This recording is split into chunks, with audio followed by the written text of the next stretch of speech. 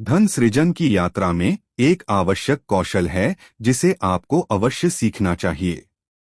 निवेश करने की कला। जब तक आप समझदारी से निवेश करना नहीं सीखते, तब तक सच्चा और स्थायी धन हमेशा आपकी पहुंच से बाहर रहेगा।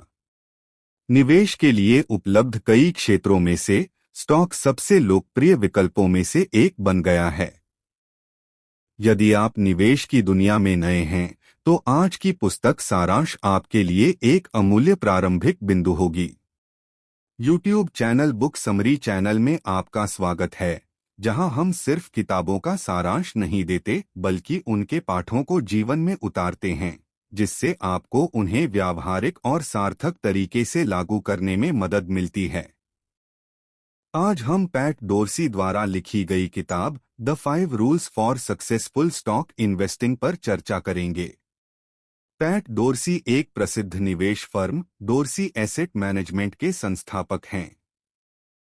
अपनी कंपनी की स्थापना से पहले उन्होंने सोनीबेल कैप्टिवा ट्रस्ट कंपनी में शोध निदेशक के रूप में काम किया, जो उच्च नेटवर्थ वाले व्यक्तियों को वित्तीय सेवाएं प्रदान करने वाला एक स्वतंत्र ट्रस्ट है।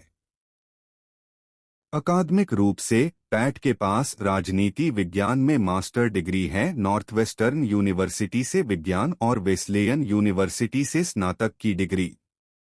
अपने करियर के दौरान पैट डोरसी ने 2 प्रभावशाली किताबें लिखी हैं, the 5 rules for successful stock investing और the little book that builds wealth. आज हम सफल स्टॉक निवेश के लिए 5 नियमों में निहित ज्ञान की खोज करेंगे। तो बिना किसी देरी के आइए स्मार्ट निवेश की इस यात्रा पर चलें। यदि आप एक नौसिखिया हैं, तो निवेश की दुनिया आपको भारी लग सकती है। हजारों कंपनियों और उद्योगों के साथ यह सोचना स्वाभाविक है कि आपको कब स्टॉक खरीदना चाहिए, आपको उन्हें कब बेचना चाहिए। आप कैसे जानते हैं कि कौन सी कंपनियां वास्तव में आपके पैसे के लायक हैं?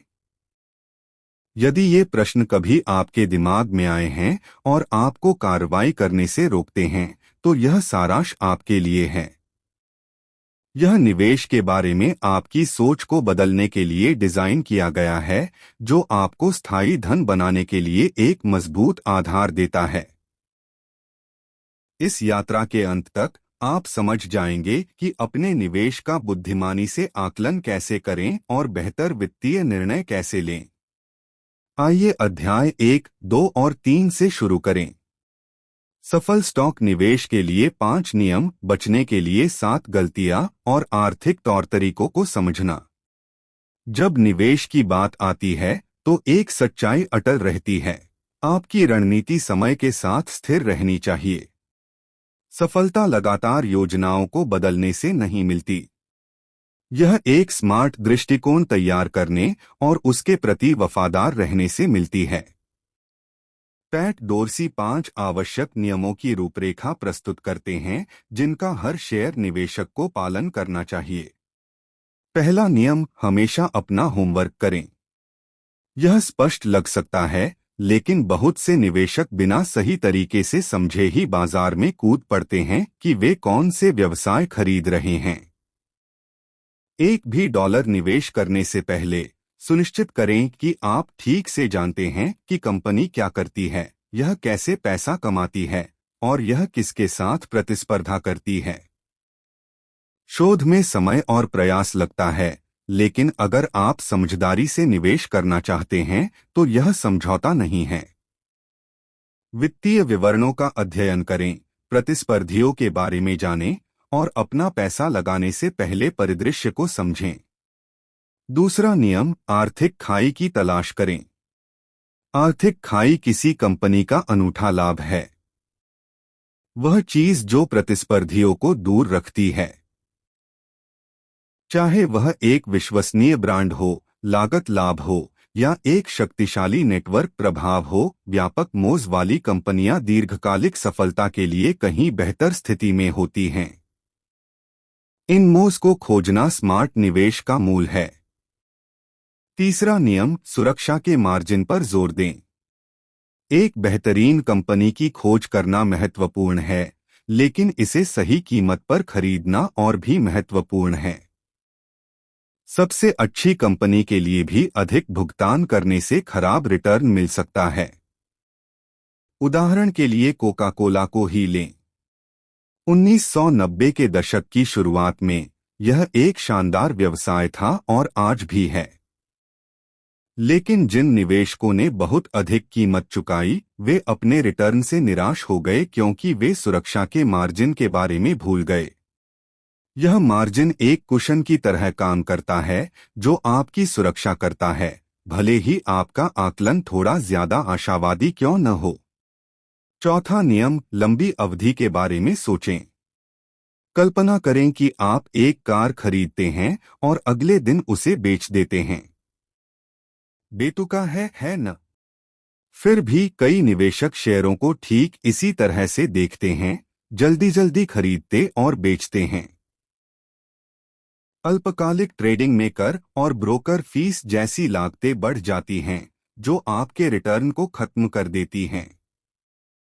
असली दौलत धैर्य रखने, बढ़िया व्यवसाय खरीदने और उन्हें बढ़ने का समय देने से आती है। और अंत में पांचवा नियम, जाने कि कब बेचना है।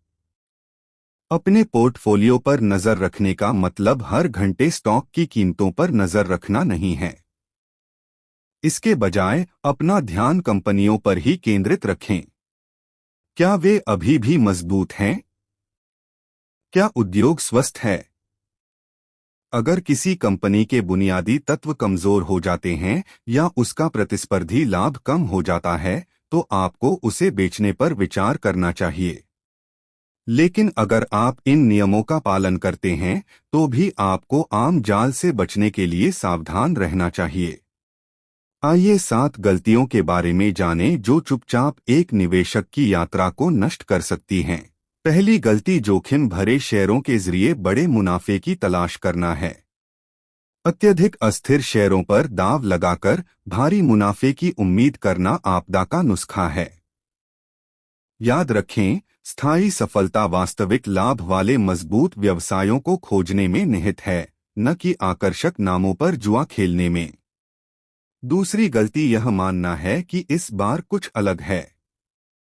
बाजार चढ़ते और गिरते हैं, और इतिहास खुद को जितनी बार हम स्वीकार करना चाहते हैं, उससे कहीं ज्यादा बार दोहराता है। 2000 के दशक की शुरुआत में कई लोगों का मानना था कि नियम बदल गए हैं, लेकिन जब वास्तविकता वापस आई तो बाजार गिर गए। जमीन से जुड़े रहें। अतीत को समझें। ऐसे किसी भी व्यक्ति से सावधान रहें जो दावा करता है कि पुराने सबक अब लागू नहीं होते। तीसरी गलती, किसी उत्पाद से प्यार हो जाना है। सिर्फ इसलिए कि आप किसी कंपनी के उत्पाद को पसंद करते हैं, इसका मतलब यह नहीं है कि यह एक स्मार्ट निवेश है। एक बढ़िया गैजेट या एक लोकप्रिय ब्रांड हमेशा बड़े मुनाफे में तब्दील नहीं होता। अपने दिमाग से निवेश करें, दिल से नहीं। चौथी गलती, बाजार गिरने पर घबरा जाना है। जब शेयर की कीमतें गिरती हैं, तो ज्यादातर लोग डर जाते हैं। लेकिन अनुभवी निवेशक जानते हैं कि मंदी अक्सर सबसे अच्छे खरीदारी के अवसर लेकर आती है। डर स्वाभाविक है, लेकिन डर पर आधारित कार्य शायद ही कभी लाभदायक हो। पांचवीं गलती, बाजार का समय तय करने की कोशिश करना है। कोई भी लगातार भविष्यवाणी नहीं कर सकता कि बाजार कब बढ़ेगा या कब गिरेगा। इसके बजाय अच्छी कंपनियों के मालिक होने और उन्हें हर मुश्किल समय में संभाले रखने पर ध्यान दें। छठी गलती, वैल्यूएशन को नजरअंदाज करना है। बुलबुले के दौरान उत्साह में बह जाना आसान है, लेकिन कीमत और मूल्य एक ही चीज नहीं है। एक उच्च उड़ान वाला स्टॉक अभी भी एक भयानक निवेश हो सकता है यदि यह बहुत अधिक मूल्यांकित है। हमेशा अपने निर्णयों को तर्कसंगत विश्लेषण पर आधारित करें, भावनाओं पर नहीं। और सातवीं गलती, आंख मूंदकर आय रिपोर्ट पर भरोसा करना। आय में हेराफेरी या गड़बड़ी की जा सकती है। असली जानकारी किसी कंपनी के नकदी प्रवाह की जांच करने में निहित है, जो किसी भी व्यवसाय की असली जीवन रेखा है। मजबूत नकदी प्रवाह एक स्वस्थ कंपनी का एक बहुत ही विश्वसनीय संकेत है, न कि बड़े करीने से पैकेज की गई आय संख्या। अब जब आप जानते हैं कि किस पर ध्यान देना है और किससे बचना है, तो यह सीखने का समय है कि किसी कंपनी का मूल्यांकन कैसे करें और उसकी वास्तविक आर्थिक खाई को कैसे उजागर करें। यहाँ एक सरल लेकिन शक्तिशाली चार-चरणीय प्रक्रिया है। सबसे पहले लाभप्रदता का आकलन करें। जांच करें कि कंपनी कितनी नकदी उत्पन्न करती है। अपने प्रतिफल की तुलना अपने साथियों से करें। परिसंपत्तियों पर उच्च प्रतिफल अक्सर मजबूत, अधिक कुशल संचालन का संकेत देते हैं। दूसरा, आर्थिक खाई के स्रोत की पहचान करें। पूछें कि प्रतिस्पर्धी इस कंपनी के ग्राहकों को आसानी से क्यों नहीं छीन सकते। कंपनी के पास क्या अनूठी ताकतें हैं। तीसरा, यह निर्धारित करें कि मोड़ कितना टिकाऊ है। आज लाभ होना ही पर्याप्त नहीं है। आपको यह आकलन करना होगा कि क्या वह लाभ भविष्य में 5 या 10 साल तक बना रहेगा। और चौथा, उद्योग का विश्लेषण करें। आपको हर विवरण में विशेषज्ञ बनने की जरूरत नहीं है, लेकिन आपको सेक्टर की बुनियादी सेहत को समझने की जरूरत है। बिक्री का रुझान कैसा है, मुनाफा कैसे बढ़ रहा है और प्रतिस्पर्धा कितनी तीव्र है। इन सिद्धांतों के साथ आप सही कंपनियों को चुनने, महंगी गलतियों से बचने और स्मार्ट निवेश के माध्यम से वास्तविक धन बनाने के लिए बेहतर ढंग से सुसज्जित होंगे। देखते रहिए, यात्रा अभी शुरू ही हुई है। अध्याय 4, 5 और 6, निवेश की भाषा और किसी कंपनी का विश्लेषण कैसे करें। सफल निवेशक बनने से पहले आपको निवेश की भाषा सीखनी होगी। सौभाग्य से इसे समझने के लिए आपको वित्त में डिग्री की आवश्यकता नहीं है। 3 बुनियादी वित्तीय विवरण हैं जो निवेश के व्यवसाय को बहुत आसान बना सकते हैं। बैलेंस शीट, आय विवरण और कैश फ्लो स्टेटमेंट। आइए बैलेंस शीट से शुरू करते हैं। इसे कंपनी की क्रेडिट रिपोर्ट के रूप में समझें। यह आपको दिखाता है कि कंपनी के पास क्या है, उसकी संपत्तियां क्या हैं और उस पर क्या बकाया है, उसकी देनदारियां क्या हैं। सरल शब्दों में, यह किसी खास समय पर कंपनी की वित्तीय स्थिति का एक स्नैपशॉट है। इसके बाद आय विवरण आता है। जबकि बैलेंस शीट से पता चलता है कि कंपनी के पास क्या है और क्या बकाया है, आय विवरण आपको बताता है कि कंपनी ने एक निश्चित अवधि में, आमतौर पर 1 साल में कितना पैसा कमाया और कितना खोया। यह कंपनी के राजस्व, व्यय और अंततः उसके शुद्ध लाभ या हानि को दर्शाता है। अंत में नकदी प्रवाह विवरण है। यह दस्तावेज व्यवसाय में नकदी के आने और जाने की वास्तविक गतिविधि को ट्रैक करता है। यह आपको बताता है कि क्या कोई कंपनी वास्तव में नकदी पैदा कर रही है, जो महत्वपूर्ण है क्योंकि आय विवरण में दर्ज लाभ हमेशा बैंक में वास्तविक धन में परिवर्तित नहीं होते हैं। आप सोच रहे होंगे कि आय विवरण और नकदी प्रवाह विवरण में क्या अंतर है। आइए इसे एक सरल उदाहरण से समझते हैं। कल्पना करें कि कोलगेट, जो कॉर्नर स्टोर को $1000 का टूथपेस्ट बेचता है, जो एक वफादार ग्राहक है, उसे भुगतान करने के लिए 60 दिन दिए जाते हैं। महीने के अंत तक जो ने अभी तक भुगतान नहीं किया है, लेकिन कोलगेट ने अपनी तिमाही वित्तीय रिपोर्ट पहले ही तैयार कर ली है। कोलगेट के आय विवरण में $1000 की बिक्री अभी भी राजस्व के रूप में दर्ज की जाएगी, भले ही अभी तक कोई नकद प्राप्त न हुआ हो। बैलेंस शीट पर यह एक बकाया प्राप्य के रूप में दिखाई देगा, जिसका अर्थ है कि जो को अभी भी पैसा देना है। यह एक महत्वपूर्ण बिंदु को उजागर करता है। जबकि आय विवरण में लेन देन होने पर बिक्री दर्ज की जाती है, नकद प्रवाह विवरण ट्रैक करता है कि वास्तविक धन कब हाथ बदलता है। इस अंतर को समझना महत्वपूर्ण है क्योंकि कंपनियां कभी-कभी वास्तविक नकदी प्रवाह की समस्याओं से जूझते हुए कागज पर मजबूत कमाई दिखा सकती हैं। बैलेंस शीट पर वापस जाते हुए, यह कंपनी की इक्विटी, इसकी परिसंपत्तियों और देनदारियों के बीच के अंतर को भी रिकॉर्ड करता है। इक्विटी वास्तविक मूल्य का प्रतिनिधित्व करती है जो शेयरधारकों का है। वित्तीय विश्लेषण करते समय बिक्री और राजस्व दोनों पर ध्यान देना महत्वपूर्ण है। यदि कोई कंपनी अपने आय विवरण में मजबूत बिक्री दिखाती है, लेकिन वास्तव में उसे नकदी प्राप्त नहीं हुई है, तो उसे बाद में समस्याओं का सामना करना पड़ सकता है। वास्तविक वित्तीय ताकत केवल रिपोर्ट की गई बिक्री के आंकड़ों में नहीं, बल्कि हाथ में वास्तविक नकदी में निहित है। अब जब आप 3 प्रमुख वित्तीय विवरणों को समझ गए हैं, तो आप कंपनियों का अधिक गहराई से विश्लेषण शुरू करने के लिए तैयार हैं। किसी कंपनी का विश्लेषण करना पहली बार में डराने वाला लग सकता है, लेकिन यह बहुत सरल हो जाता है यदि आप इसे 5 स्पष्ट चरणों में तोड़ दें। हालांकि सिर्फ इसलिए कि किसी कंपनी ने अतीत में तरक्की की है, इसका यह मतलब नहीं है कि वह भविष्य में भी ऐसा ही करती रहेगी। आमतौर पर तरक्की 4 स्रोतों से होती है: ज्यादा उत्पाद या सेवाएं बेचना, कीमतें बढ़ाना, नए उत्पाद या सेवाएं लॉन्च करना या दूसरी कंपनियों का अधिग्रहण करना। तरक्की का मूल्यांकन करते समय संख्याओं से परे देखें। समझें कि इसे क्या बढ़ावा दे रहा है और क्या यह टिकाऊ है। दूसरा, लाभप्रदता विश्लेषण।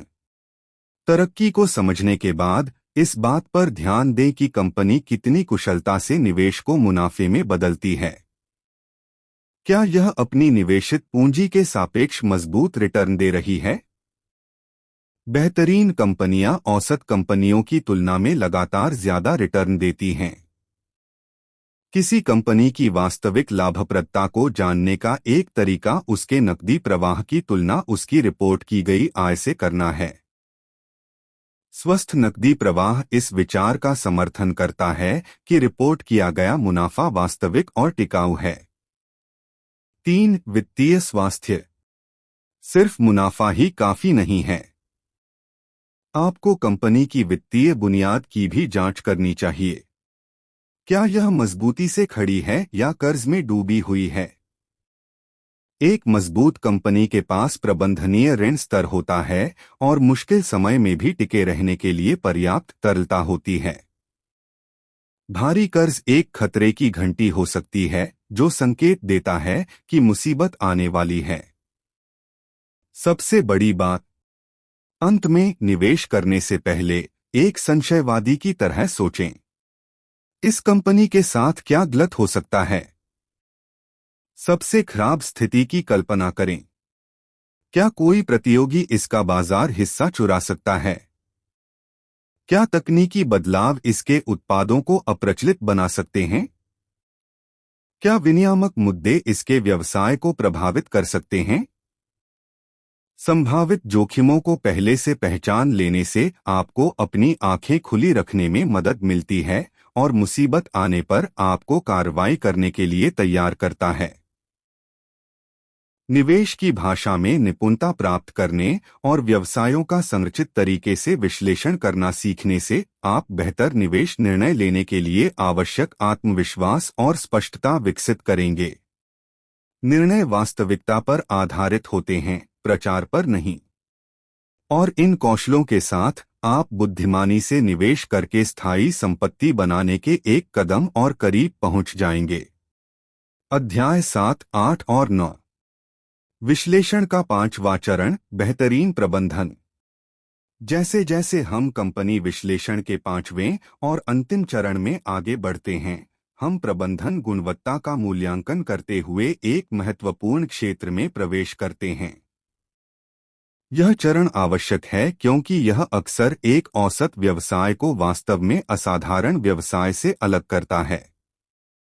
एक कंपनी की प्रबंधन टीम इसकी दीर्घकालिक सफलता को निर्धारित करने में महत्वपूर्ण भूमिका निभाती है।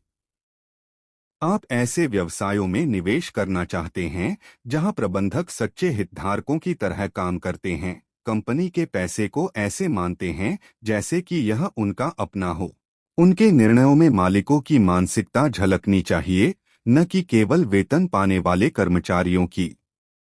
क्योंकि यह पहलू बहुत महत्वपूर्ण है, इसलिए पैट डोरसी इसे 3 विशिष्ट क्षेत्रों में विभाजित करने की सलाह देते हैं। पहला, मुआवजा।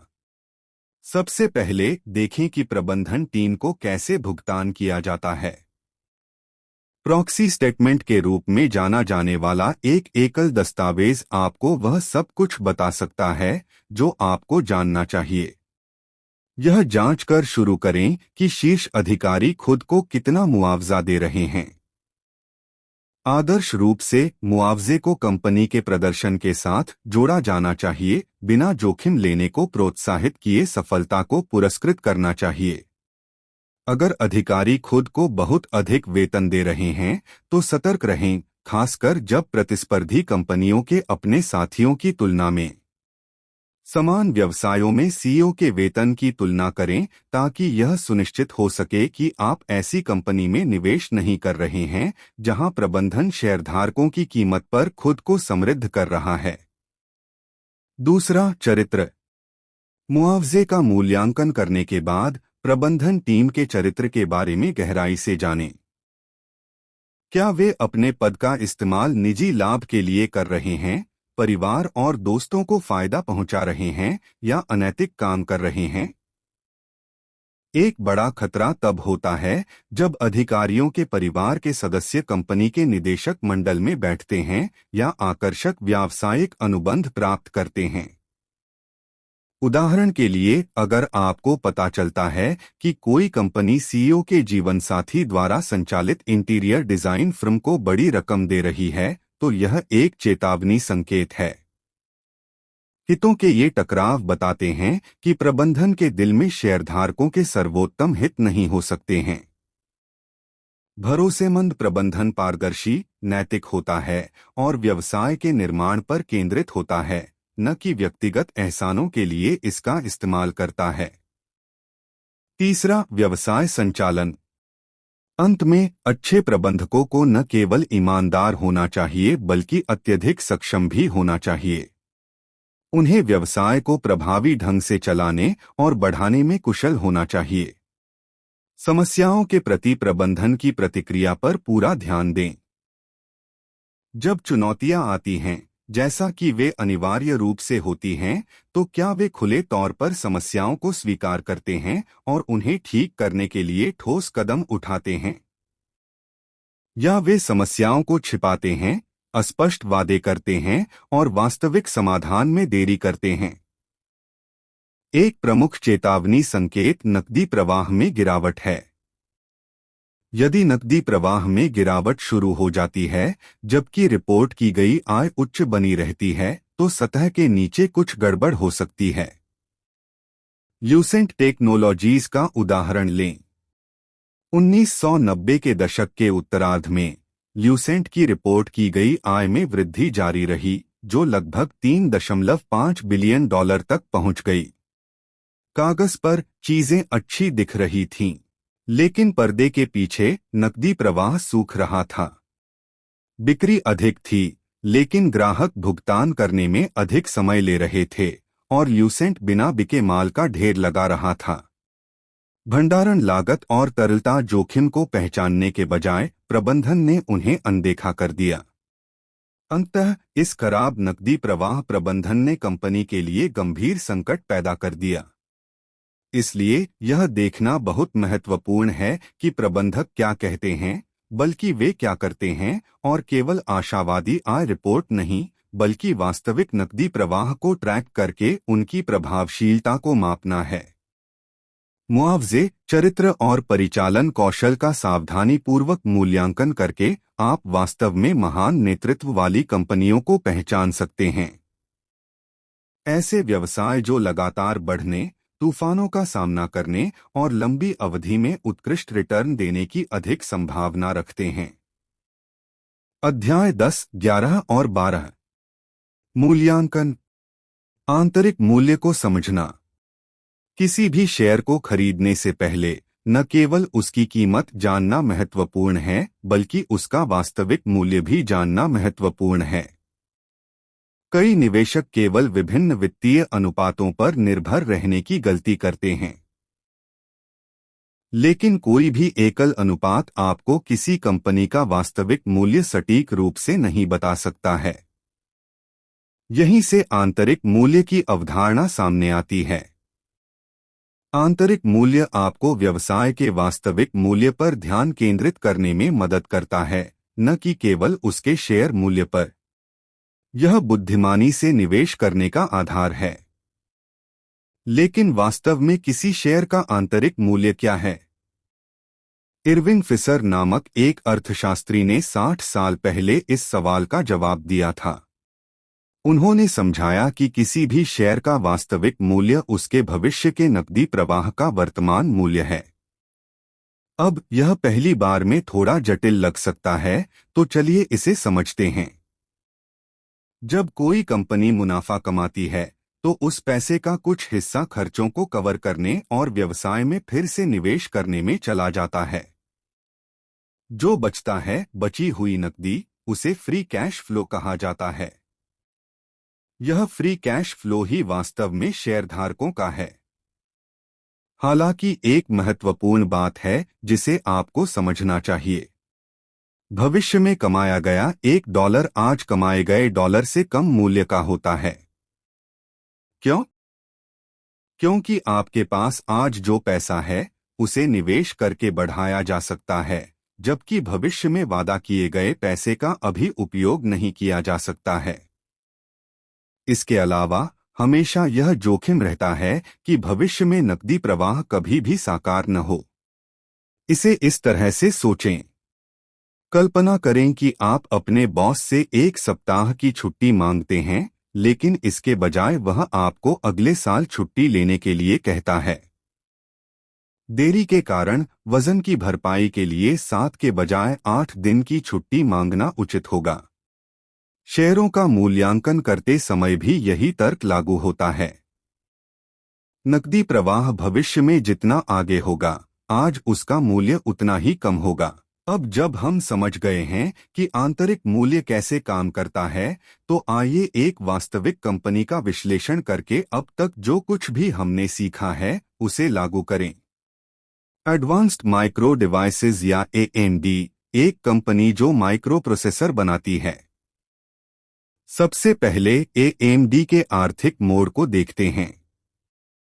1990 के दशक की शुरुआत में AMD का मुक्त नकदी प्रवाह नकारात्मक हो गया। क्यों? क्योंकि कंपनी अपनी कमाई को व्यवसाय में वापस भारी मात्रा में निवेश कर रही थी, जिससे उसके खर्च काफी बढ़ गए। जबकि विकास के लिए कुछ पुनर्निवेश आवश्यक है, लगातार नकारात्मक नकदी प्रवाह एक चिंताजनक संकेत हो सकता है। कई कंपनियां आर्थिक खाई बनाने की कोशिश करते समय नकारात्मक नकदी प्रवाह का सामना करती हैं। लेकिन वास्तव में महान व्यवसायों के पास आमतौर पर यह साबित करने के लिए स्पष्ट सबूत होते हैं कि निवेश का भुगतान हो रहा है। AMD के मामले में उनकी राजस्व वृद्धि भयानक नहीं थी, लेकिन यह विशेष रूप से प्रभावशाली भी नहीं थी। प्रबंधन की ओर मुड़ते हुए हमें और अधिक चिंताएं मिलती हैं। CEO जेरी सैंडर्स $1 मिलियन का वार्षिक वेतन प्राप्त कर रहे थे और अन्य शीर्ष अधिकारियों को भी बहुत अधिक मुआवजा दिया जा रहा था। कंपनी के वित्तीय संघर्षों की तुलना में कार्यकारी वेतन का यह स्तर अत्यधिक प्रतीत होता है। यह सुझाव देता है कि प्रबंधन शेयरधारकों के हितों की तुलना में अपने स्वयं के हितों को प्राथमिकता दे रहा होगा। अंत में मूल्यांकन के बारे में बात करते हैं। पिछले 2 वर्षों में AMD ने काफी मात्रा में धन खो दिया था। अपने कमजोर नकदी प्रवाह, भारी ऋण, मामूली वृद्धि और संदिग्ध प्रबंधन प्रथाओं को देखते हुए एएनडी एक अत्यधिक अस्थिर स्टॉक प्रतीत होता था, जो तेज उतार चढ़ाव से ग्रस्त था। यह स्पष्ट था कि उस समय एएनडी एक सुरक्षित दीर्घकालिक निवेश नहीं था। आर्थिक मोड़, लाभप्रदता, वित्तीय स्वास्थ्य, प्रबंधन गुणवत्ता और मूल्यांकन का विश्लेषण करने से हमने जो कुछ भी सीखा है, उसे लागू करके हम इस बारे में बेहतर निर्णय ले सकते हैं कि क्या कोई कंपनी वास्तव में निवेश करने लायक है। एएनडी के मामले में उत्तर स्पष्ट था। कुछ खूबियों के बावजूद जोखिम संभावित पुरस्कारों से कहीं अधिक थे। एक चतुर निवेशक बेहतर अवसरों के लिए कहीं और देखना बुद्धिमानी होगी। अध्याय 13, 14 और 15। स्वास्थ्य सेवा और उपभोक्ता सेवाएं। जब निवेश की बात आती है तो स्वास्थ्य सेवा एक ऐसा क्षेत्र है जो मानव जीवन से बहुत करीब से जुड़ा हुआ है। इसकी अनिवार्य प्रकृति के कारण निवेशक अक्सर औसत बाजार से बेहतर रिटर्न की उम्मीद कर सकते हैं। आर्थिक मोड़ के संदर्भ में स्वास्थ्य सेवा कंपनियों को आमतौर पर मजबूत पेटेंट सुरक्षा और उच्च स्टार्टअप लागतों से लाभ होता है, जो दोनों उन्हें प्रतिस्पर्धा से बचने में मदद करते हैं। विशेष रूप से फार्मास्यूटिकल कंपनियां आकर्षक निवेश हो सकती हैं, जो उच्च रिटर्न की संभावना प्रदान करती हैं। हालांकि सभी दवा निर्माता सफलता की गारंटी नहीं देते हैं।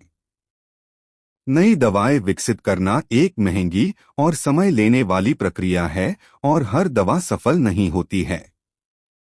इस अनिश्चितता का मतलब है कि फार्मास्यूटिकल निवेश में निहित जोखिम है। इसी तरह, जबकि जैव प्रौद्योगिकी स्टार्टअप प्रभावशाली लाभ दे सकते हैं, उन्हें सावधानी से संपर्क किया जाना चाहिए। जब तक आप पूरी तरह से यह नहीं समझ लेते कि कंपनी क्या विकसित कर रही है और वह किस बाजार में काम करती है, तब तक निवेश करने से बचना ही समझदारी है। जब आपको अपने ज्ञान पर पूरा भरोसा हो जाए, तभी आपको इस बाजार में प्रवेश करना चाहिए। खोज करने लायक एक और क्षेत्र चिकित्सा उपकरण उद्योग है, जो स्थिर रिटर्न दे सकता है। लेकिन यहाँ भी निवेशकों को सरकारी नीतियों, विनियमों और सुधारों के प्रति सचेत रहना चाहिए, जो अप्रत्याशित तरीकों से स्वास्थ्य सेवा व्यवसायों को प्रभावित कर सकते हैं। उपभोक्ता सेवाओं की बात करें तो हम उन व्यवसायों से मिलते हैं जिनसे हम रोजाना मिलते हैं, जैसे कि रेस्तरां, खुदरा विक्रेता और सेवा प्रदाता। मैकडॉनल्ड्स, टारगेट और गैप जैसी कंपनियां इस क्षेत्र में आती हैं। पिछले कुछ दशकों में उपभोक्ता सेवा क्षेत्र में काफी विस्तार हुआ है। विशेष रूप से रेस्तरां को दो मुख्य श्रेणियों में विभाजित किया जा सकता है। क्विक सर्विस रेस्तरां QSR, जहां ग्राहक अपना खाना प्राप्त करने से पहले काउंटर पर ऑर्डर करते हैं और भुगतान करते हैं, और फुल सर्विस रेस्तरां FSR, जहां वेट स्टाफ ऑर्डर लेते हैं और ग्राहकों को उनकी टेबल पर परोसते हैं। रेस्तरां में खाना खाने की लोकप्रियता तेजी से बढ़ी है। हालांकि कई रेस्तरां जो शुरुआती सफलता का अनुभव करते हैं, अंततः उस गति को बनाए रखने के लिए संघर्ष करते हैं। जबकि मैकडॉनल्ड्स और KFC जैसे दिग्गजों ने खुद को स्थायी ब्रांड के रूप में स्थापित किया है, अधिकांश रेस्तरां श्रृंखलाओं को ऐसी दीर्घकालिक सफलता को दोहराना बेहद मुश्किल लगता है। सामान्य तौर पर उपभोक्ता सेवा व्यवसाय तेजी से बढ़ सकते हैं, लेकिन उनका जीवनकाल अक्सर सीमित होता है।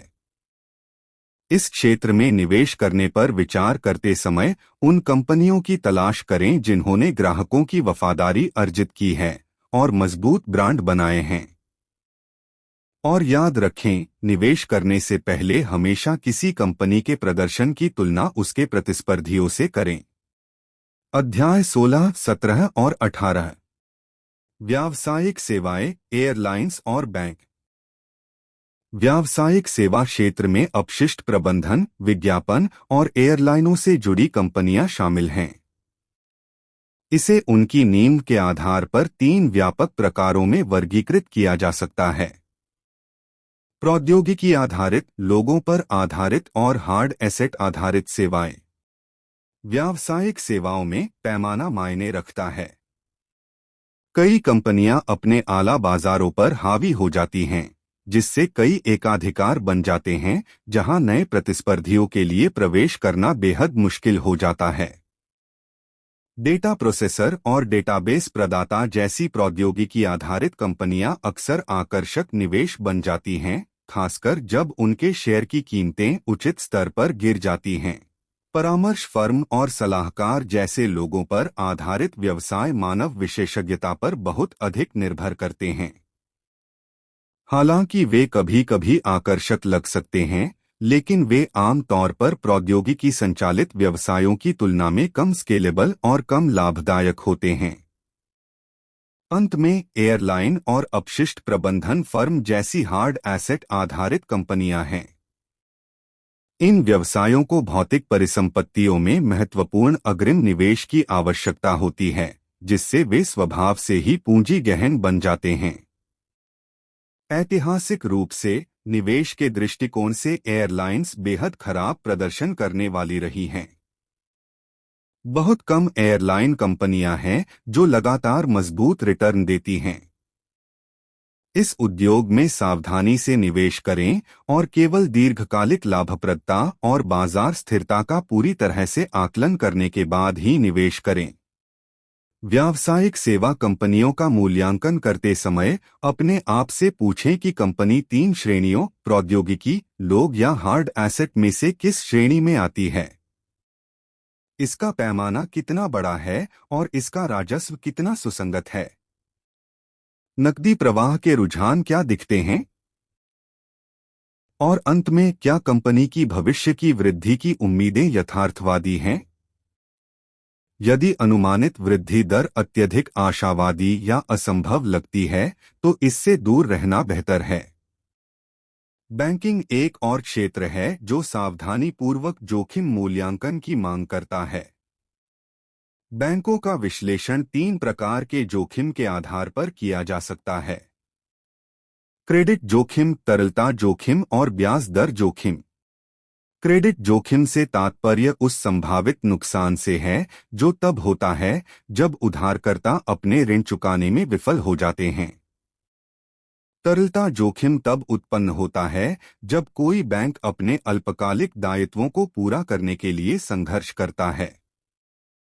और ब्याज दर जोखिम उतार चढ़ाव वाली ब्याज दरों के प्रभाव को दर्शाता है, जो बांड और अन्य वित्तीय उत्पादों के मूल्य को प्रभावित कर सकता है। जब यह चुनते हैं कि किस बैंक में निवेश करना है, तो हमेशा उन जोखिमों के प्रकारों का आकलन करें जिनका वे सामना करते हैं। ऐसे बैंकों की तलाश करें जो स्थिर और सुसंगत शुद्ध आय वृद्धि प्रदर्शित करते हैं। ऐसे संस्थान आर्थिक चक्रों का सामना करने और अपने निवेशकों को स्थिर रिटर्न देने की बेहतर स्थिति में होते हैं। अध्याय 19, 20 और 21।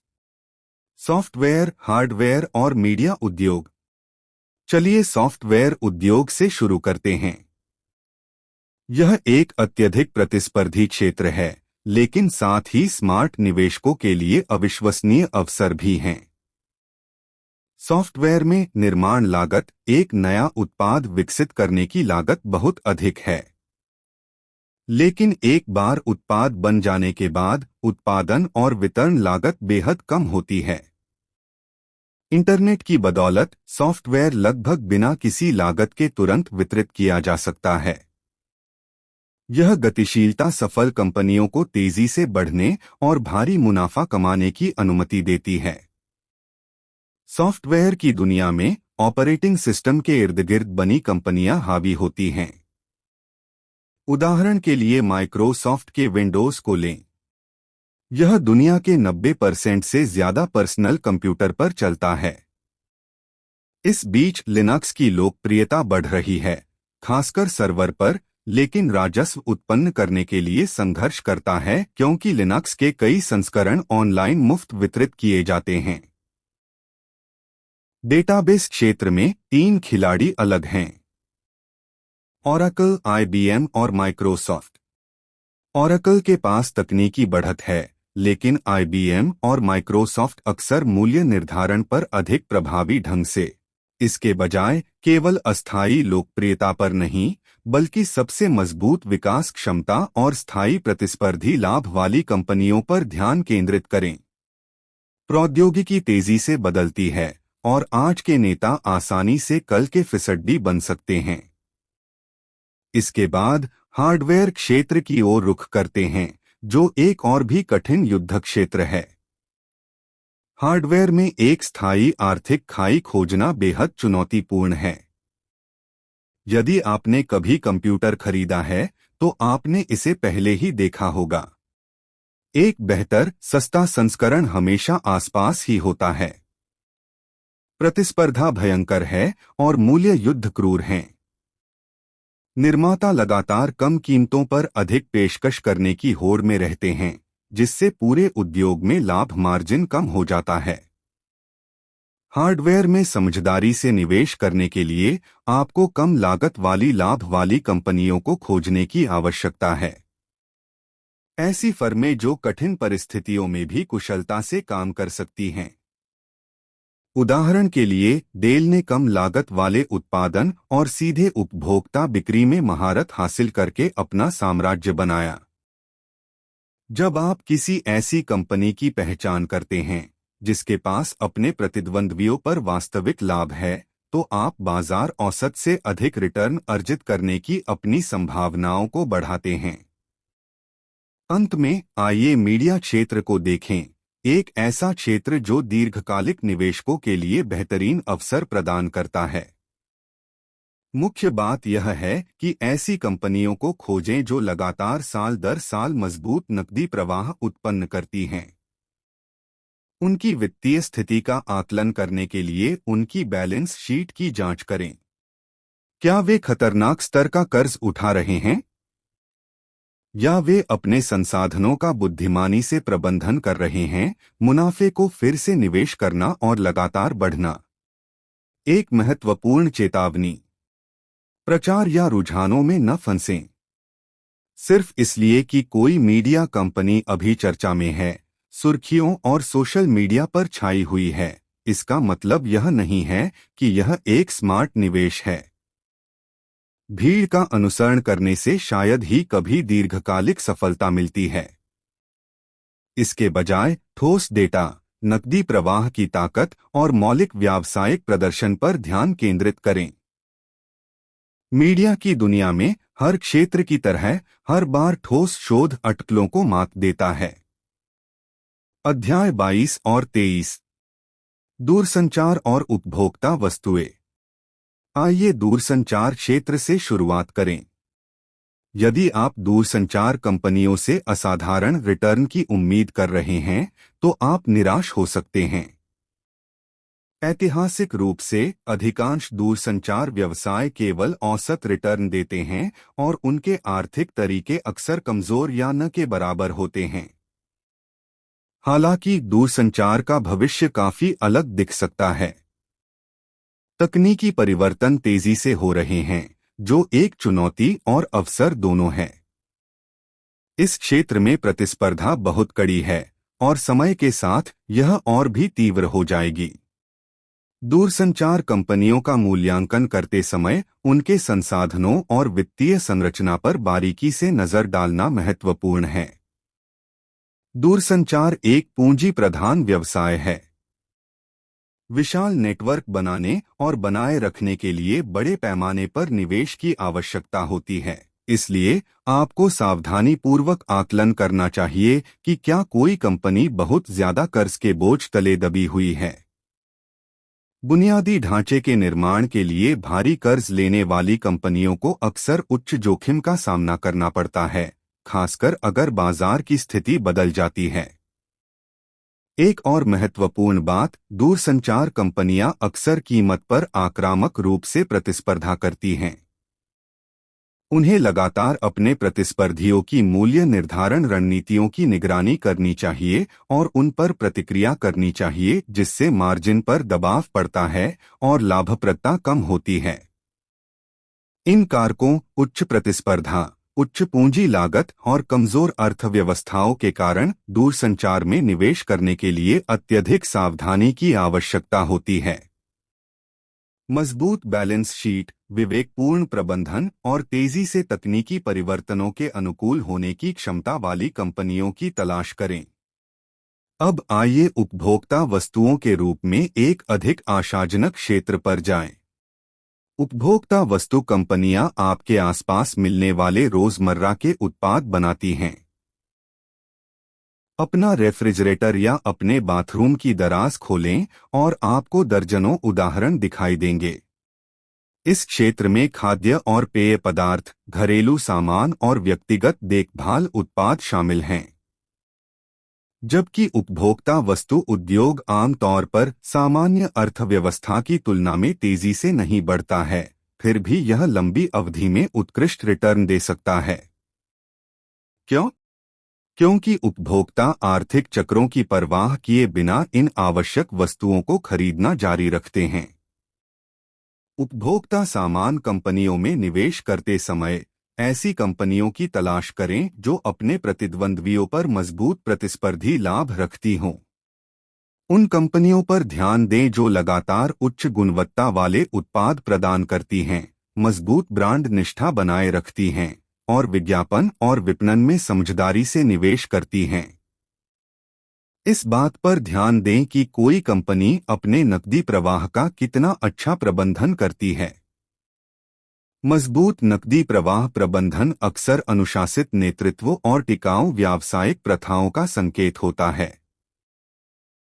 और याद रखें, अपने रिटर्न को अधिकतम करने के लिए जोखिम को कम करते हुए हमेशा सुरक्षा के मार्जिन पर जोर दें, आदर्श रूप से लगभग 20 से 30%। यह सुरक्षा कुशन आपको अप्रत्याशित बाजार मंदी से बचाता है और यह सुनिश्चित करता है कि आप भविष्य के विकास के लिए अधिक भुगतान नहीं कर रहे हैं। मजबूत बुनियादी बातों और प्रतिस्पर्धी किनारों वाले व्यवसायों का सावधानीपूर्वक चयन करके आप दूरसंचार और उपभोक्ता वस्तुओं जैसे विविध क्षेत्रों में भी लगातार विश्वसनीय रिटर्न प्राप्त करने के लिए खुद को तैयार कर सकते हैं। निष्कर्ष: यदि आप अपना शोध नहीं करते हैं तो आप नहीं जान पाएंगे कि निवेश कैसे करें। जोखिम प्रबंधन को समझे बिना निवेश करना जुए से ज्यादा कुछ नहीं रह जाता है। यही कारण है कि इस सारांश में हमने जिस भी सिद्धांत पर चर्चा की है वह किसी भी व्यक्ति के लिए आवश्यक है जो एक निवेशक के रूप में सफल होना चाहता है। अब आपने स्वास्थ्य सेवा और उपभोक्ता वस्तुओं से लेकर दूरसंचार और प्रौद्योगिकी तक उद्योगों की एक विस्तृत श्रृंखला का पता लगाया है और प्रत्येक क्षेत्र द्वारा प्रस्तुत विशिष्ट जोखिमों और अवसरों के बारे में सीखा है। आप समझ गए हैं कि कब स्टॉक खरीदना है, कब इसे रखना है और कब इसे बेचने का समय हो सकता है। आपने देखा है कि कोई भी निर्णय लेने से पहले किसी कंपनी की आर्थिक स्थिति, वित्तीय स्वास्थ्य, प्रबंधन गुणवत्ता और मूल्यांकन का अध्ययन करना कितना महत्वपूर्ण है। सबसे महत्वपूर्ण बात, आपने जोखिम को कम करना सीख लिया है, जो स्टॉक निवेश के माध्यम से स्थायी धन बनाने की असली कुंजी है। इस ज्ञान से लैस होकर आप अब केवल अनुमान लगाने या सफलता की उम्मीद नहीं कर रहे हैं। अब आप स्पष्टता, आत्मविश्वास और अनुशासन के साथ शेयर बाजार में उतरने के लिए तैयार हैं। आप समझदारी से निवेश करने और वित्तीय विकास और स्वतंत्रता की ओर अपनी यात्रा को वास्तव में शुरू करने के लिए तैयार हैं।